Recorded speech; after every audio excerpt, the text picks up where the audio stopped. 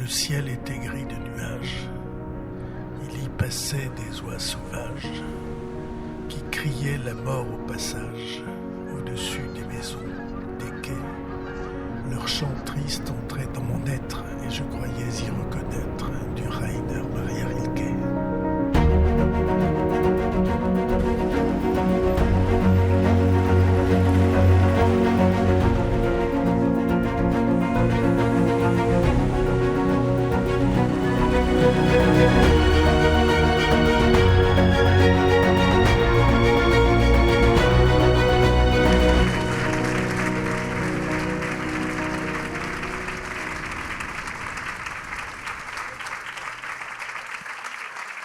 Attention à la marche. Merci. Je vous en prie. Si on pouvait avoir un petit peu de lumière, ce serait bien mieux.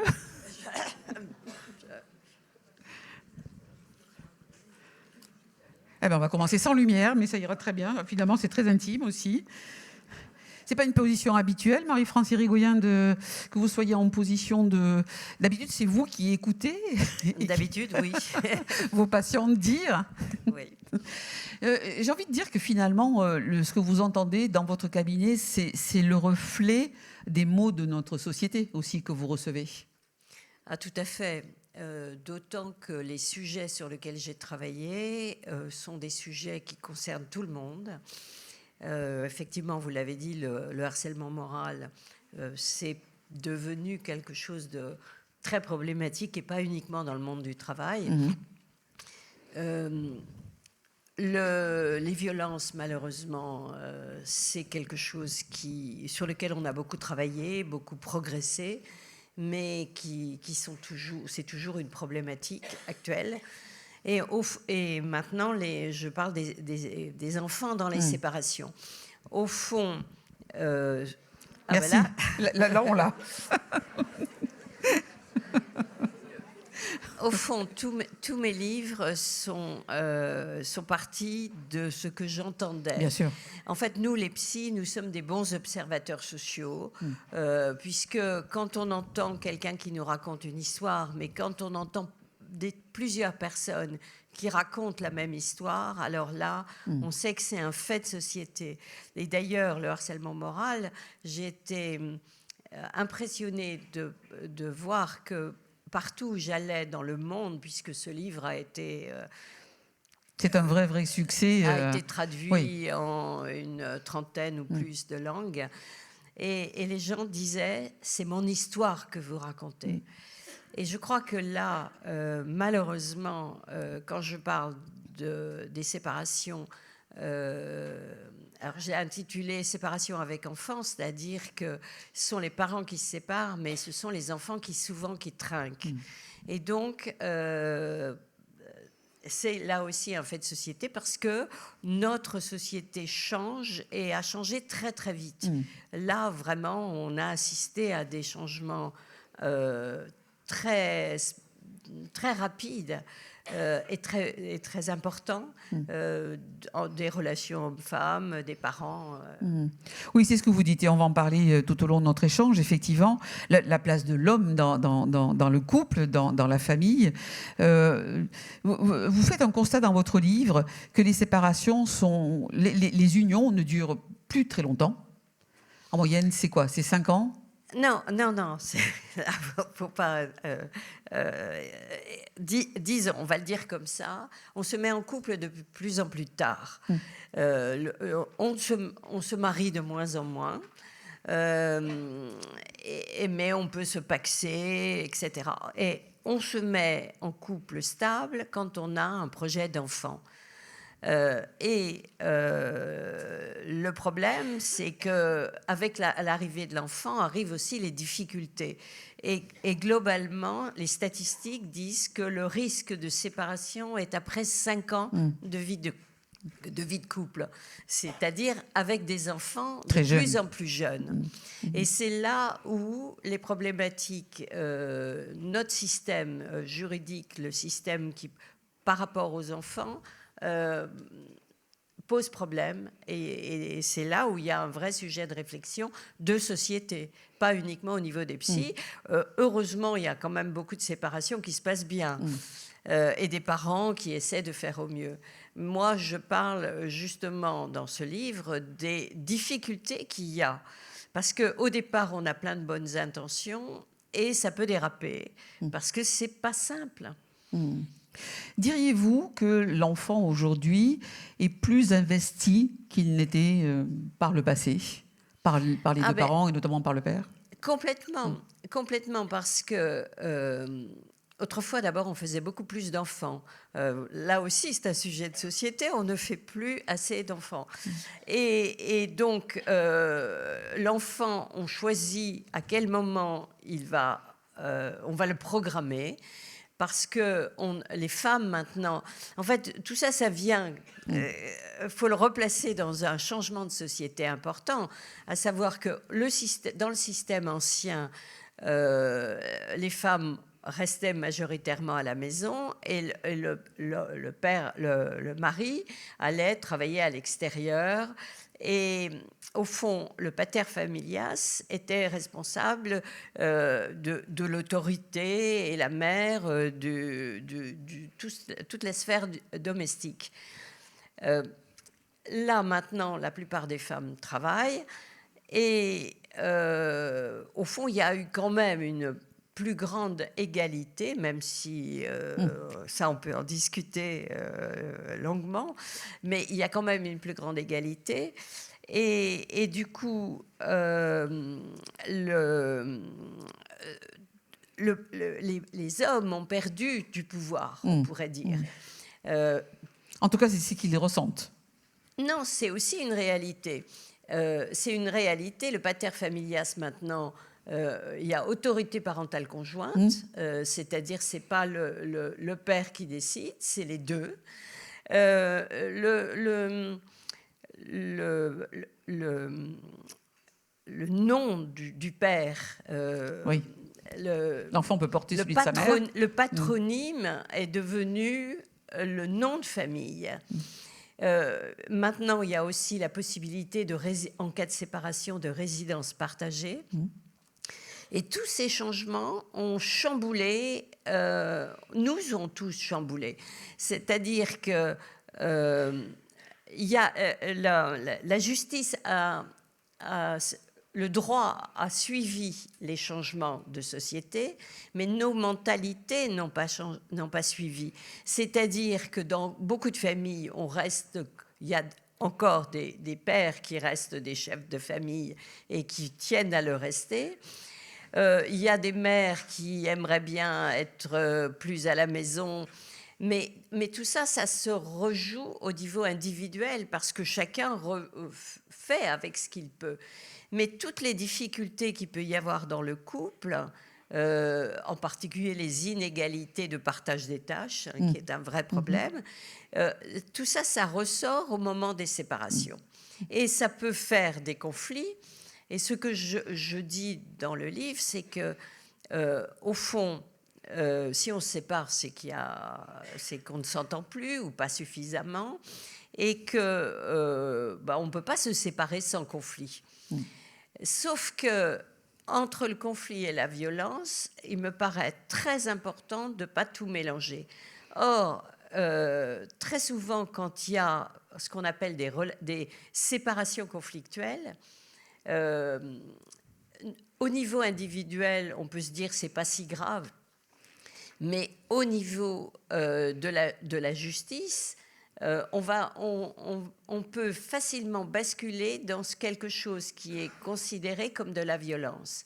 Et c'est là où il me paraît très important de faire de la nuance. Ce qu'il faudrait idéalement, c'est qu'à partir du moment où une séparation est très conflictuelle ou trop conflictuelle, il faudrait accompagner les parents, il faudrait les aider.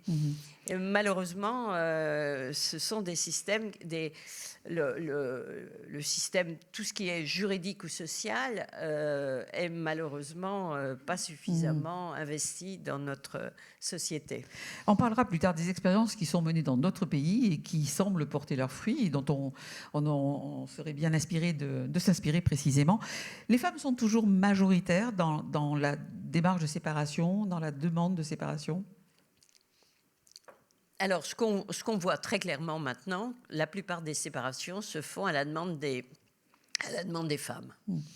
Parce que globalement, ce que moi je dirais que globalement, beaucoup d'hommes s'accommodent d'un couple qui fonctionne, qui est un peu bancal, mais on peut aller voir ailleurs, ou bien on fait du sport, on fait autre chose.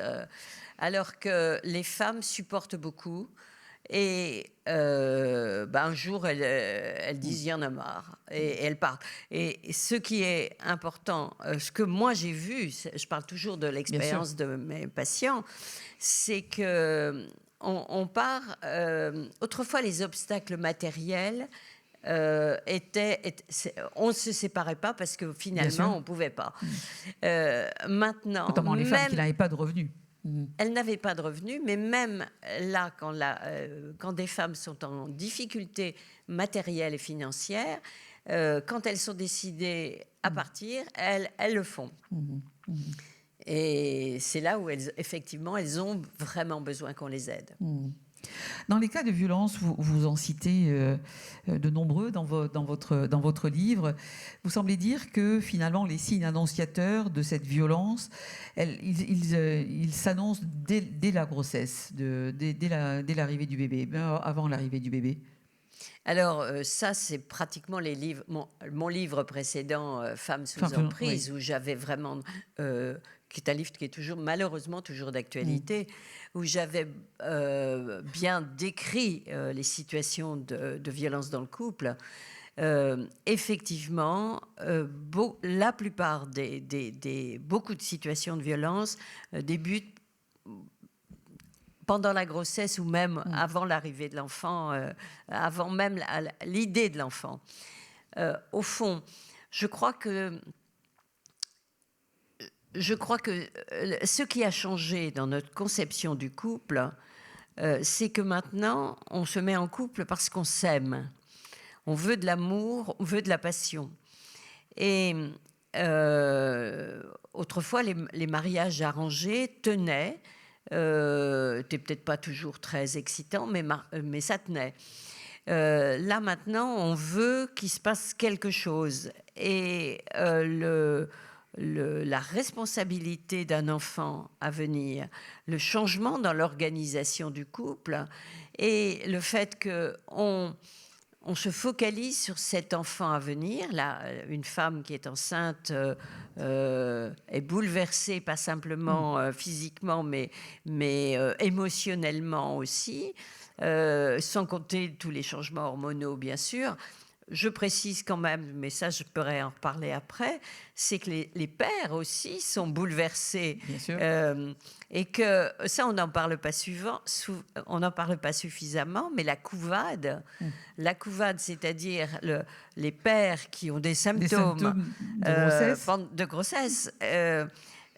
Oui, mais ce qui est intéressant, c'est des choses que l'on connaît maintenant un peu mieux.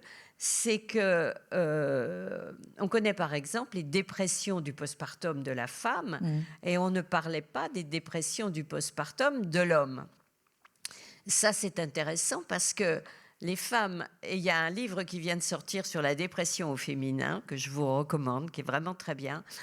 Ce qui est intéressant, c'est que une femme qui se déprime va être épuisée, va pleurer, va parler de sa dépression, mais les hommes peuvent transformer leur dépression en violence et en agressivité. Et donc, c'est des choses qui sont importantes à comprendre pour justement aider parce que l'arrivée d'un enfant, ça vient vous chambouler sur tous les points, pas uniquement le mode de vie. Ça vient chambouler tout ce que vous pouvez ressentir, et donc... oui, et tous les référentiels. Ouais. Et vous avez...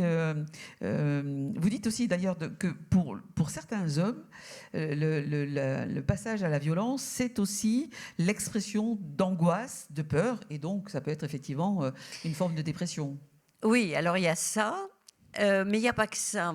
Je reviens à notre sujet de société.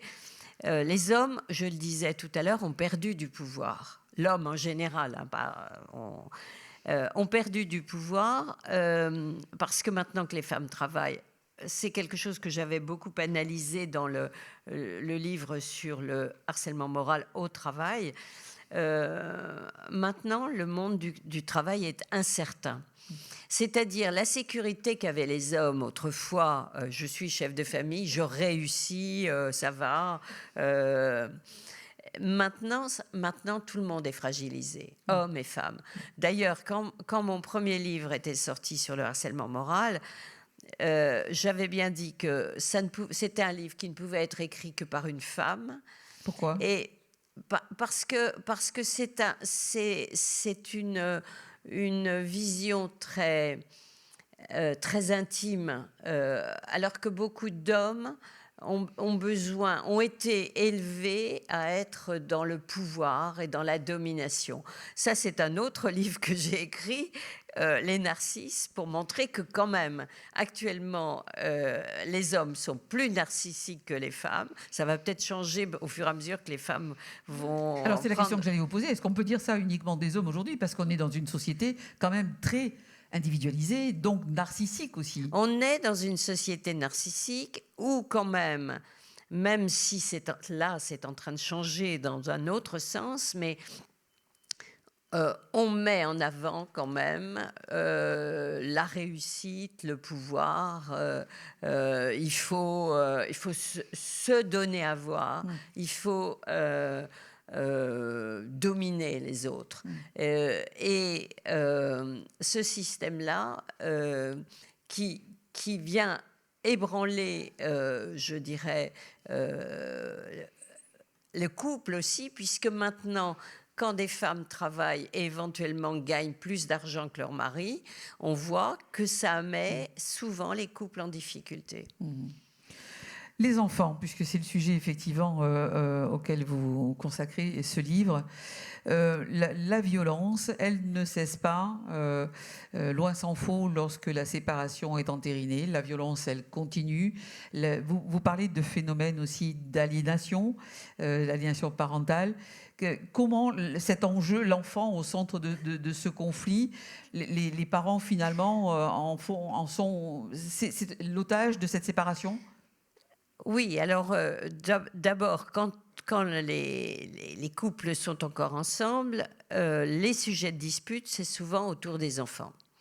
Très clairement, sur les méthodes éducatives, sur plein de choses. Beaucoup de disputes à propos des téléphones portables. Et alors ça, et j'ai vu pas mal de situations qui ont dégénéré à partir du moment où un parent a voulu dire à un ado arrête, je te prends ton téléphone, et là tout part en vrille. C'est quelque chose qui... Alors, je crois que dans ce livre, j'essaie vraiment de préciser la différence entre les conflits et la violence. Quand on se sépare, on est en conflit. Et un conflit, c'est deux personnes qui sont en désaccord, par exemple sur l'éducation des enfants, mais qui se respectent et qui sont quand même à un niveau d'égalité. Le problème, c'est quand dans un couple, justement à partir de quelque chose qui est comme ça, il y en a un qui se met à dominer ou à vouloir écraser l'autre. Et à ce moment-là, c'est là où... alors, les enfants assistent à ça. Parce que les enfants, quel que soit leur âge, ils ont des grandes antennes. Bien sûr. Et ils savent exactement tout ce qui se passe. Et alors, j'entends souvent des patients qui me disent « Mais on se dispute, mais pas devant les enfants. » Les enfants sont tout à fait au courant. Si on les entend après, ils vous disent « Oui, bon, d'accord. » Et ils peuvent vous donner le détail des disputes des parents, mais après la séparation, justement, ils se placent au milieu. Alors, effectivement, quand il y a de la violence dans le couple, et que, par exemple, si une femme quitte son mari ou son compagnon à cause de sa violence, il ne faut pas croire qu'elle va cesser après la séparation. Bien au contraire. Alors, sur les modes de violence, je fais une distinction qui n'est pas suffisamment faite, je trouve, entre la violence réactionnelle, qui est un conflit qui dégénère parce qu'on on se contrôle pas et on contrôle pas son émotion ou sa colère, et la violence qui est beaucoup plus profonde, qui est ce qu'on appelle maintenant le contrôle coercitif. Contrôle coercitif, c'est quelqu'un qui a des comportements violents, pas parce qu'il s'est énervé ou parce qu'il est en colère, mais pour écraser l'autre et dominer. Et donc, quand on est dans un système comme ça et qu'il y a une séparation, eh bien, le contrôle va se poursuivre et la domination va se poursuivre. Mais comme on n'a plus accès alors, c'est plus souvent des hommes que des femmes, mais ça existe aussi des femmes qui ont ces comportements. Mais le contrôle va se poursuivre après la séparation et à travers les enfants. Et ça, c'est quelque chose qui est dramatique pour l'enfant. Ce que je dis et que je répète, c'est que ce n'est pas la séparation qui a un impact sur les enfants, parce que les enfants, finalement, s'accommodent assez bien. Oui. Dans les cours de récréation, les enfants disent alors là, tu es avec ton père ou avec ta mère ou bien, alors, et ton beau-père, il est comment, etc. Ils en discutent, c'est devenu banal. Donc, ce n'est pas ça le problème, si ça se passe bien. Mais les conséquences sont d'autant plus graves que les enfants sont pris à partie. C'est ça. Ou pire, sont les enjeux. C'est-à-dire, quand je dis qu'ils sont des enjeux, il y a des enfants qui sont au courant de tout, où il y a déjà les enfants messagers. Tu diras à ta mère que, ah ben dis donc, ton père, il est revenu de week-end, il est radin, ou il est revenu de week-end, j'ai évidemment encore le sac de linge sale, non mais tu peux pas, voilà. Et ça passe par l'enfant. Et c'est pas le rôle d'un enfant. Et j'espère que ce livre sera pédagogique et que les parents veilleront à ne pas mettre les enfants. Si on est en désaccord après la séparation, si on a des comptes à régler au sujet de la séparation, il faut que ça se passe entre adultes et pas par les enfants. Vous évoquez d'ailleurs ces enfants dont on a pu les uns et les autres entendre parler, ces enfants qui, le passage de bras, cette étape que vous citez, effectivement, quand l'enfant passe de son père ou sa mère et qu'il, devant son père, n'ose pas embrasser sa maman, ou inversement, d'ailleurs, les deux sont... Il y a toujours un moment difficile au début de la séparation. Les enfants sont un peu sur le qui-vive en disant si je vais faire un câlin à maman devant papa, il va être triste, ou bien est-ce qu'ils vont s'engueuler, ou bien souvent les enfants au départ ne savent pas comment ça va se passer. Et je pense que c'est le rôle des parents de dire, écoute, là, on est séparés, t'inquiète pas, si on a des choses à se dire, on va se les dire, mais va voir papa ou va voir maman. Non, je suis content que tu ailles passer le week-end chez papa. J'espère que tu t'es bien amusé avec maman, etc. Je crois que c'est aux parents d'encourager. Si les parents font ça, c'est sans problème. Et c'est ce qu'on appelle le conflit de loyauté. Tout à fait. Conflit de loyauté, c'est quand les enfants sont pris entre qu'est-ce que je dois dire, qu'est-ce que je dois faire, est-ce que j'ai le droit d'aimer autant papa et autant maman. Et je pense que c'est important pour les parents, déjà quand ils annoncent qu'ils vont se séparer, qu'ils annoncent mais nous on t'aimera toujours, ça. et tu as le droit d'aimer autant papa et autant maman, et ou autant et différemment. Mais tu as le droit, et puis si tu veux téléphoner à papa, on fera, etc. Ou si tu veux passer, mettre un peu de souplesse, on va dire. Encore une fois, il y a heureusement pas mal de parents qui arrivent à le faire. Mais le problème, c'est que la réalité matérielle d'une séparation n'est pas simple. Se séparer, ça veut dire s'appauvrir. Bien sûr. Et il faut être très clair, étant donné que globalement les femmes gagnent moins d'argent que les hommes, en général sont quand même les femmes qui s'appauvrissent plus, qui ont eu un niveau de vie qui baisse beaucoup plus, d'autant qu'il y a quand même encore beaucoup d'hommes qui trouvent des moyens pour ne pas payer ce qu'ils ont à payer, ou traîner. Un peu d'insolvabilité. Alors, maintenant, il y a eu des mesures qui ont été prises. Si vous voulez, ce changement, la difficulté, c'est que ce changement de société s'est fait tellement vite que les mesures qui sont prises arrivent à retardement. Bien sûr. Et alors maintenant, il y a tout un système qui permet de récupérer les pensions alimentaires par exemple, etc. Ça, c'est très bien. Mais le temps que ça se mette en place, toute la difficulté aussi, c'est que au fond, alors, quand on se sépare, s'il n'y a pas d'enfant ou si on est complètement d'accord, on n'est pas obligé de passer devant un juge. Et dans ce cas-là, ça peut être très rapide, ça coûte beaucoup moins cher. Ça, c'est important parce qu'un divorce, un divorce ou une séparation, ça coûte beaucoup d'argent. Donc, si on est d'accord, maintenant, on peut passer, on prend chacun un avocat, mais ça coûte moins cher, ça peut aller assez vite. On fait, ça se passe devant un notaire qui va entériner l'accord. À partir du moment où il y a un désaccord, alors les désaccords, c'est quoi? C'est l'argent, mais ça peut se régler effectivement par la justice. Mais le vrai désaccord, le plus fréquent, c'est au niveau de la résidence de l'enfant. De l'enfant, tout à fait. Et à partir de là, à partir du moment où on va en justice, ça devient très compliqué. Résidence de l'enfant, et aussi quand il y a de la violence, parce que là, ça passe automatiquement en justice.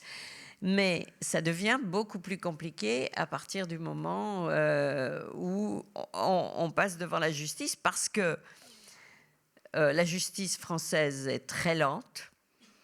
Très, très lente. C'est-à-dire, vous voulez une audience. Alors, je ne sais pas ici, mais région parisienne, tout c'est 6 mois. Si il y a un report, c'est 6 mois après, ou ça peut être 1 an après. C'est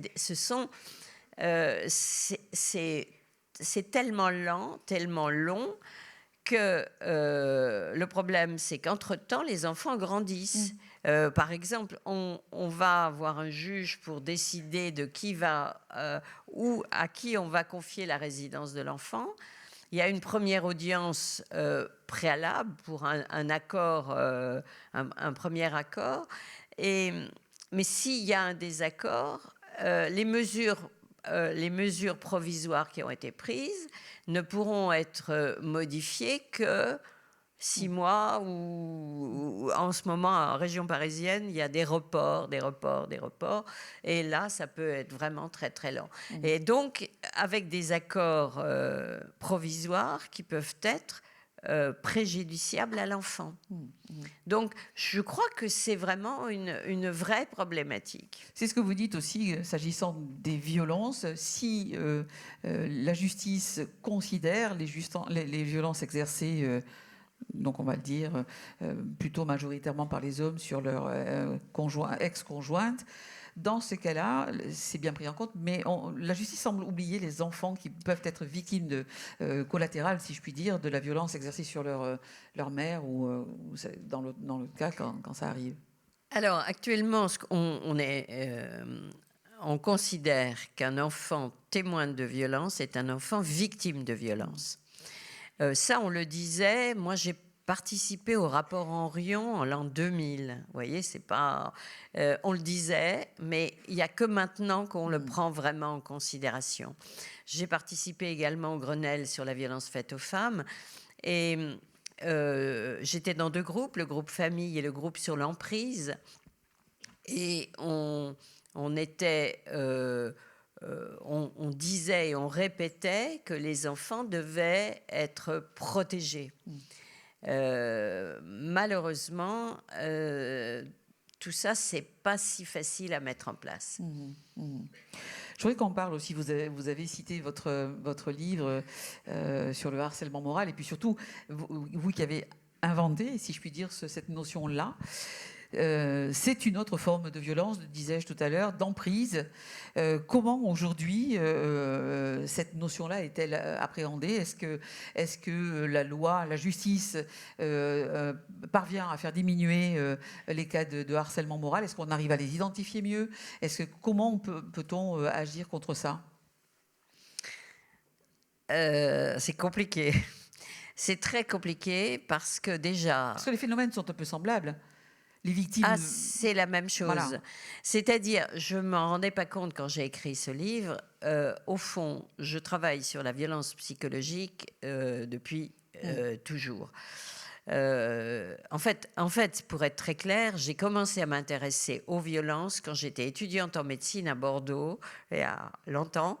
Et je m'y intéressais à propos de la violence dans le couple. À l'époque, je disais déjà qu'on parlait des femmes battues à l'époque, et moi je disais que la violence c'est un mode de relation, et qu'on peut ne pas être frappé, et c'est quand même un ressenti de violence. La notion de harcèlement, au fond, peut s'appliquer un petit peu partout. On parle en ce moment beaucoup de harcèlement scolaire, qui a toujours existé, mais qui s'est multiplié à cause des réseaux sociaux et des nouveaux modes de communication, mais ça a toujours existé.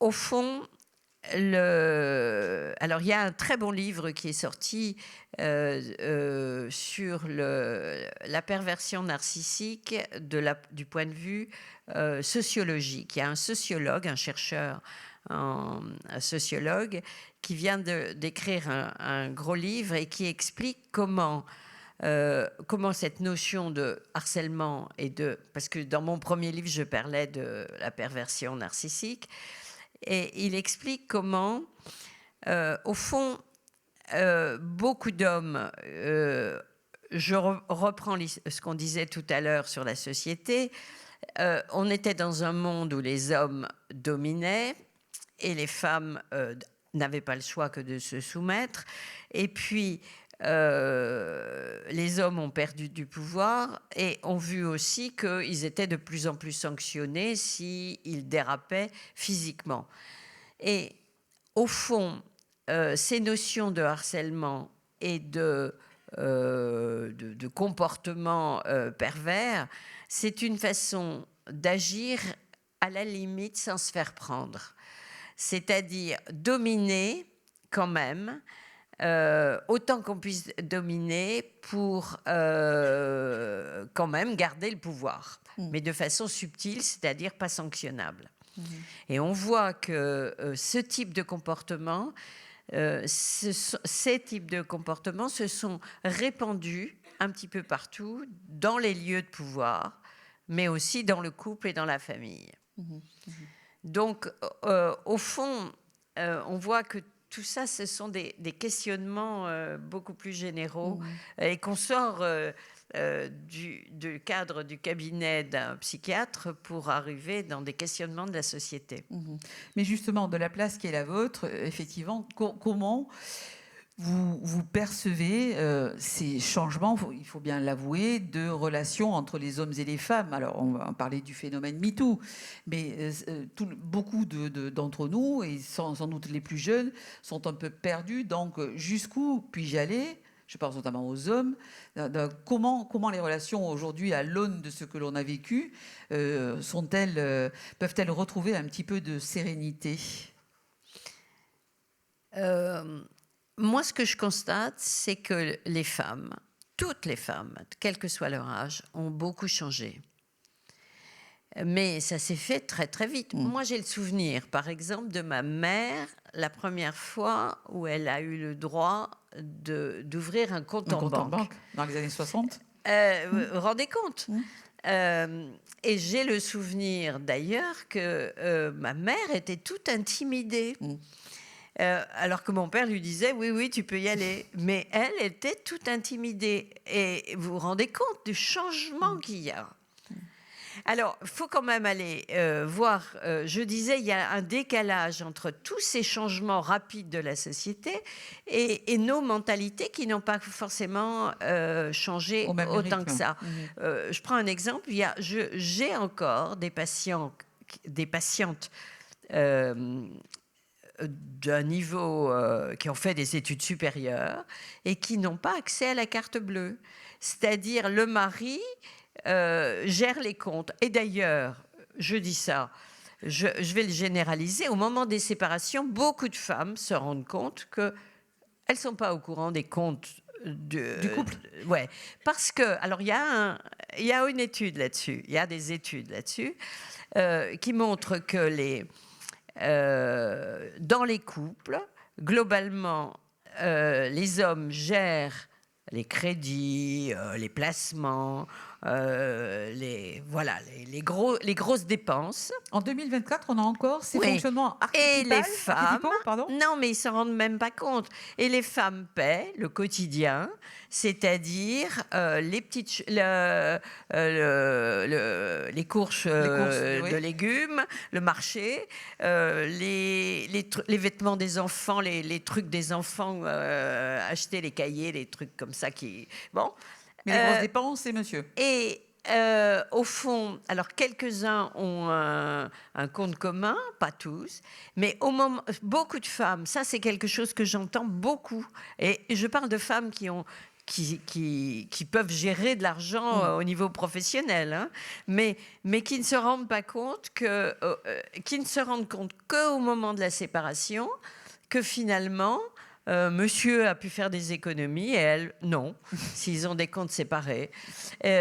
Donc, il y a des études là-dessus. Je vous conseille, si vous envisagez une séparation, d'aller vérifier un petit peu les comptes. Demander procuration. Absolument.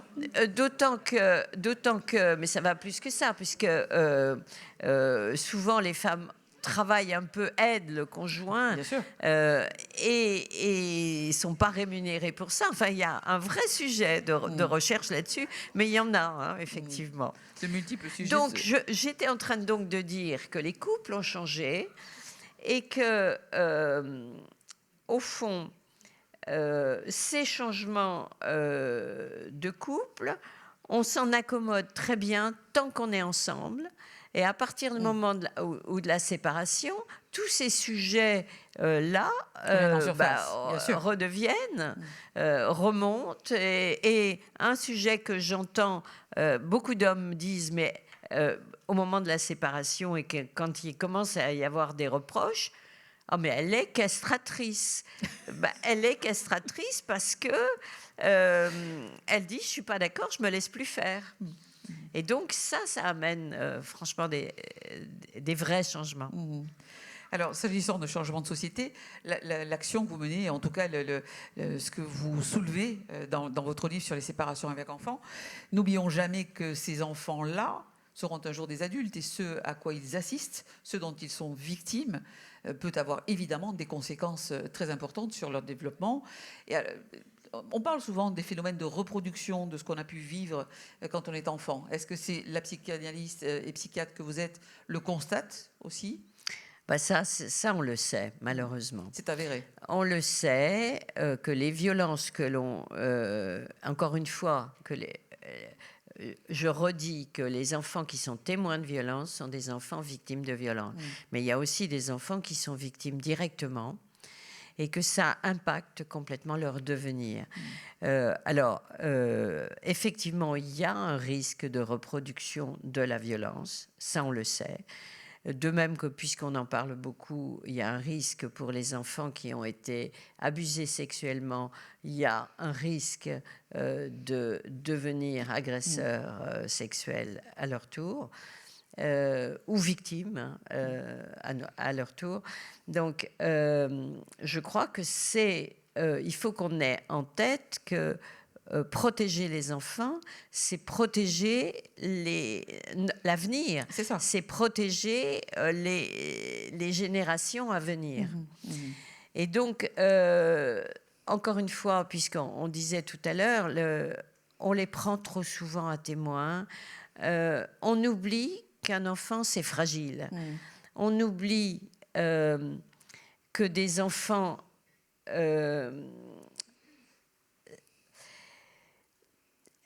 on a quelquefois l'impression que, à notre époque, les enfants donnent l'impression d'avoir de la maturité plus que des enfants d'avant, parce qu'ils sont au courant de beaucoup de choses à cause des différents modes de communication, des médias. Et donc, mais on oublie que sur le plan émotionnel, ils sont extrêmement vulnérables et qu'un enfant aussi, quand ils sont tiraillés entre papa et maman, les enfants ont besoin des deux côtés, même si un des parents est violent.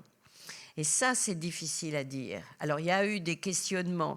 Il y a beaucoup de questionnements au niveau de la justice, au niveau des magistrats actuellement, pour savoir si, par exemple, un père qui a été violent avec la mère devant les enfants, par exemple, est-ce qu'il est quand même un bon père ? Est-ce qu'il peut s'occuper des enfants ? Vous voyez, c'est tout un questionnement qui n'est pas rien. Et le problème du système judiciaire actuel, me semble-t-il, c'est que... alors, je précise que les magistrats sont débordés. Les statistiques disent que dans un dossier du droit de la famille, par exemple pour une séparation, ils ont 12 minutes par dossier. Ça veut dire qu'ils ne lisent pas, ils n'ont pas le temps de tout lire, mais surtout, ils n'ont pas le temps de faire du cas par cas, de comprendre la situation dans le détail. Alors, il y a des moyens, ils demandent une enquête, mais une enquête, ça prend du temps. Ils demandent une expertise, mais les experts, il n'y en a pas assez. Alors, ils font intervenir des travailleurs sociaux qui peuvent faire ce qu'on appelle, par exemple, des mesures d'accompagnement par des travailleurs sociaux. Mais là aussi, il n'y en a pas assez. Je crois qu'il y a des mesures à prendre, j'allais dire au niveau beaucoup plus général, pour faire un petit peu plus pour protéger les enfants. Marie-France Irigoyen, on s'approche de la fin de notre échange et ces derniers jours étaient des journées consacrées aux violences faites aux femmes. Je voudrais votre avis, votre sentiment sur cette affaire qu'on a qualifiée de d'hors norme et de multiples superlatifs, cette affaire Pélicaud. Comment la psychiatre et la psychanalyste que vous êtes a vécu, est-ce qu'elle fera date cette affaire ? Comment l'avez-vous perçue et qu'en pensez-vous ? Je crois que c'est un vrai sujet qui va amener des changements. Mais c'est un petit peu, ce qui est un peu problématique, c'est qu'il y ait besoin de MeToo d'abord, ce procès pour essayer de comprendre un petit peu comment fonctionne notre société. Alors, il y a eu des réactions. J'ai entendu beaucoup de réactions d'hommes disant mais oui, mais on n'est pas comme ça. On n'est pas tous comme ça. Bien sûr que non. Bien sûr que non. Sauf que on a eu aussi des personnes qui ont dit c'est la culture du viol. On est dans une société qui permet ça. Je crois qu'effectivement, les hommes peuvent apprendre. Effectivement, là, on est devant quelque chose d'exceptionnel, mais qui a été quand même possible parce que ces hommes-là, certains se sont dit on peut puisque le mari est d'accord. Ouais. D'autres ont trouvé que c'était pas si grave d'aller violer une femme, etc. Oui. Mais ça, c'est une ambiance générale. Alors, moi, ce qui m'a fait réagir, c'est que dans le Libération, au début du procès, il y a eu, en réaction de ces hommes qui disaient, il y a eu un MeToo, un hashtag pas tous les hommes, des hommes pour dire mais non, on n'est pas comme ça, il faut pas nous mettre dans le même sac. Il y a eu en réaction 200 hommes, je crois, qui ont fait une tribune. Une tribune, oui, pour dire, puisque nous sommes le problème, nous pouvons aussi être la solution. Et moi, ça, j'y crois vraiment. Et j'y crois vraiment, et ça rejoint ce que j'ai mis dans la conclusion de mon livre. Dans la conclusion de mon livre, je dis que actuellement les parents se disputent la garde de l'enfant, veulent être le meilleur parent, le père ou la mère, le meilleur parent, etc. Moi, je dis il faut impliquer les hommes. Impliquer les hommes pour s'occuper des enfants, partager plus, même pour les tout petits, partager les charges qui vont avec, les contraintes qui vont avec. Vous parlez d'ailleurs du congé de paternité. Je pense, je suis très pour le congé paternité, beaucoup plus long, si on peut le mettre, le rajouter et qu'il soit obligatoire. Mais ça, c'est encore autre chose. Mais je crois que ces violences dont on parle, moi j'entends beaucoup. D'abord, je vois des hommes qui changent. Précisons une chose, c'est que nous, les psychiatres, nous recevons de plus en plus d'hommes, alors qu'autrefois, on avait une clientèle de beaucoup plus de femmes. Et je crois que les changements de la société, c'est aussi un changement des femmes qui s'affirment plus, mais maintenant des hommes qui osent la tendresse, la douceur, l'écoute, la bienveillance. Alors, il y en a de plus en plus. Alors, moi, là, mon pari, c'est de dire, si on implique encore plus les pères pour s'occuper des enfants, parce qu'il n'y a qu'à les voir maintenant. À la sortie des écoles et des crèches, vous avez le papa qui met le bébé comme ça, ou la poussette, etc. Finalement, ça leur fait du bien. Et pendant ce temps-là, ils laissent un peu la mère tranquille, qui peut faire autre chose. Donc, c'est mieux pour le partage des tâches. Mais je crois que c'est surtout un mode de prévention de la violence. Si on adoucit les hommes par le biais des enfants, de la responsabilité sur les enfants, on leur permet de développer autre chose, une autre part d'eux-mêmes. Et il ne faut pas oublier que ces enfants qui auront été élevés par des pères bienveillants, maternants, tendres, etc., ils n'auront pas été élevés dans le modèle ancien de la virilité ouais, on va aller se bagarrer et on va picoler ensemble, etc. Je crois qu'il y a, un moyen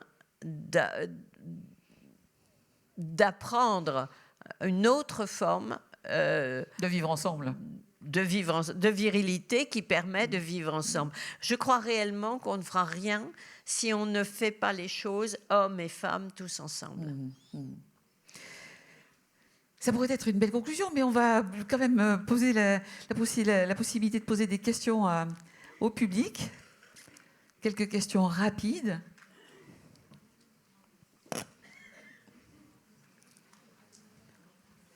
Ou pas de questions. Si, madame. Bonsoir. Je voudrais vous poser une question par rapport à l'impact de ces gardes alternées d'une semaine, une semaine pour les enfants dans leur psyché, qui s'adaptent très bien, mais qui se retrouvent avec 2 modes de fonctionnement différents. Et comment, puisque ça fait quand même plusieurs décennies que ça s'est mis en place, quels sont un peu les impacts que l'on peut remarquer, positifs et négatifs, à ce sujet ? Parce que c'est quand même une forme de violence pour eux, mais en même temps, c'est aussi une forme d'adaptation et d'agilité. Donc, savoir. Oui, alors... On parle d'ailleurs plus de résidence alternée que de garde alternée maintenant, non ? Maintenant, on utilise le terme résidence, oui. Parce que la garde, elle est partagée. Oui. Voilà, puis c'est pas une garde. Oui, oui. Ouais. Ce que l'on sait, parce qu'il y a eu pas mal d'études qui ont été faites là-dessus, c'est que si ça se passe bien, quand les parents tiennent les enfants à l'écart des problèmes, c'est plutôt bien pour les enfants. Et les enfants s'en accommodent bien. Alors après, c'est une question d'âge. C'est ce que j'allais vous poser comme question. Un bébé, on ne va pas se le balancer comme ça entre papa et maman. Donc, je crois que là, il faut que... Parce qu'un enfant petit ne peut pas être séparé trop longtemps de sa figure d'attachement principale. Ce que l'on sait... Laquelle est souvent la mère. Oui, eh bien, pas toujours. Oui, c'est souvent la mère, parce que les pères ne prennent pas le congé paternité, etc. Mais il y a un attachement, ça, il y a des études très intéressantes sur l'attachement de l'enfant au père. Et parce que les pères... alors maintenant, dans les maternités, vous savez, maintenant, les nouveaux papas font du pot à pot avec le bébé. On apprend au papa à changer les couches, à s'occuper de tous les soins, etc. Et là, je dirais, c'est ce que je disais tout à l'heure, ça les adoucit, ces hommes. Et donc... au niveau, alors, je donne des chiffres dans le livre. Les résidences alternées. Alors d'abord, résidence alternée, ça ne veut pas dire forcément une semaine. Ça peut s'aménager. Et ça me paraît très important que ce soit aménagé parce que ça dépend des métiers, ça dépend du mode de vie. Globalement, les enfants s'en accommodent bien si on ne leur met pas. Alors, si les parents ne s'engueulent pas au moment du passage de bras, ça, c'est essentiel. Passage de bras dramatique. Alors, il y a quelque chose qui est prévu où il peut y avoir un accompagnement par un éducateur ou une éducatrice qui peut accompagner dans les cas où il y a violence. Moi, je connais des cas, j'ai vu des cas où le passage de bras se fait au commissariat. Alors là, ça va pas. Non, c'est juste pas possible. C'est juste pas possible, oui. Et donc, je crois que, encore une fois, d'abord, ça oblige résidence partagée, ça oblige plus d'égalité. Alors, à condition que j'allais dire que les mères se retrouvent pas avec le sac de linge sale quand papa revient, quand on revient de chez papa. Ça, c'est des choses qu'on voit. C'est-à-dire qu'il faut apprendre à le faire. Si c'est bien fait, c'est idéal pour l'enfant. Alors, les parents peuvent avoir des modes de vie différents et franchement, c'est pas grave. Alors, j'entends souvent des situations où, par exemple, madame dit « Ah ben, quand ils sont chez leur père, ils vont au McDo tout le temps, ou bien ils mangent pas de légumes, etc. » Bon, j'allais dire, c'est pas si grave, ça. C'est pas si grave. L'essentiel est ailleurs. L'essentiel, c'est ils sont contents d'aller voir papa, ou ils sont contents. Bon, l'essentiel, c'est ça, et ils font du lien. Je précise qu'avec le système ancien, où les enfants étaient confiés majoritairement à la mère, 50% des pères perdaient le lien avec leurs enfants. C'est-à-dire que oh ben, on ne va pas aller voir papa un week-end sur 2, là, j'ai pas envie. Sans compter que les mères pouvaient arriver à fonctionner en oubliant, puisqu'il était peu présent. Et les pères se désinvestissaient puisqu'ils ne voyaient pas souvent leurs enfants. On a vu beaucoup de situations où des pères se désinvestissaient de leurs propres enfants, puis se remettaient en couple avec quelqu'un et investissaient les enfants de la nouvelle compagne. Donc, encore une fois, les enfants s'accommodent très bien de tout ça, des changements. Ils sont beaucoup plus souples qu'on peut le croire, mais il ne faut pas qu'il y ait de violence, il ne faut pas les impliquer, il ne faut surtout pas leur dire du mal de l'autre parent. Parce que le vrai problème, c'est quand on commence à dénigrer l'autre parent. Ça, c'est une violence quand on dénigre l'autre parent. Eh bien, ce sera le mot de la fin. Marie-France Irigoyen, merci infiniment de ce moment.